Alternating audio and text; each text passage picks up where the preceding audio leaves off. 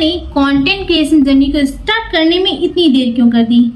इसके एक नहीं बहुत सारे रीज़न थे। पहला रीज़न ये था कि मुझे फ़ोन ही देर से मिला, और जब तक मुझे फ़ोन मिला तब तक मार्केट में बहुत सारे नए क्रिएटर आ चुके थे, तो मुझे ऐसा लगता था कि अब बहुत देर हो चुकी। और दूसरा रीज़न ये था कि मैं मिडिल क्लास बैकग्राउंड से आती हूँ, तो मेरे पास ना अच्छा माइक था, ना एक्सपेंसिव कैमरा था, और ना ही परफेक्ट बैकग्राउंड था। मुझे ऐसा लगता था कि इन सब के बिना कंटेंट बनाना पॉसिबल ही नहीं है।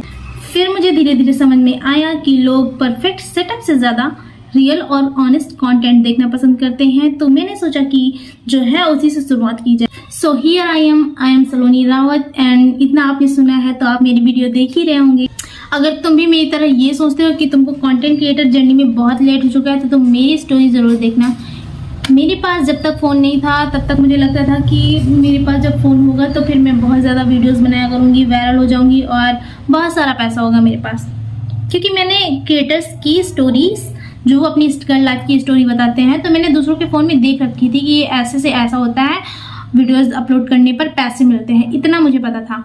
मैं ग्रेजुएशन के लास्ट सेमेस्टर में थी जब मेरे पास फ़ोन आया था, तो फिर मैंने अपने फ़ोन पे ये देखा कि वो जो लोग अपनी स्ट्रगल लाइफ के बारे में बता रहे थे, तो अब उनके पास बहुत सारी चीज़ें सुविधाएं हो चुकी हैं, उनका कंटेंट बहुत ज़्यादा अच्छा है। तो मैं ये सोचती थी कि ये लोग इतने अच्छे वीडियोस बनाते हैं, तो मैं तो इन लोगों के सामने कुछ भी नहीं हूँ। और देखा जाए तो ये बात 100% सच है कि मैं उन लोगों के सामने कुछ भी नहीं हूँ।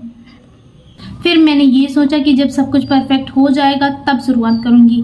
कई बार बीच में मैंने परफेक्ट बनाने की कोशिश भी की। मैं सबसे पहले ये देखती थी कि किस चीज़ की मुझे ज़रूरत है। जैसे कि माइक नहीं था मेरे पास, तो मैं किसी भी ऑनलाइन ऐप पर देखती थी माइक, उसका प्राइस देखती थी, फिर फ़ोन रख देती थी कि जब मेरे पास पैसे हो जाएंगे तो मैं खरीदूंगी इन चीज़ों को और फिर मैं अपनी जर्नी स्टार्ट करूंगी। फिर मुझे लगा कि नहीं, ऐसा नहीं हो सकता, और ये लगने में मुझे 3 साल लग गए।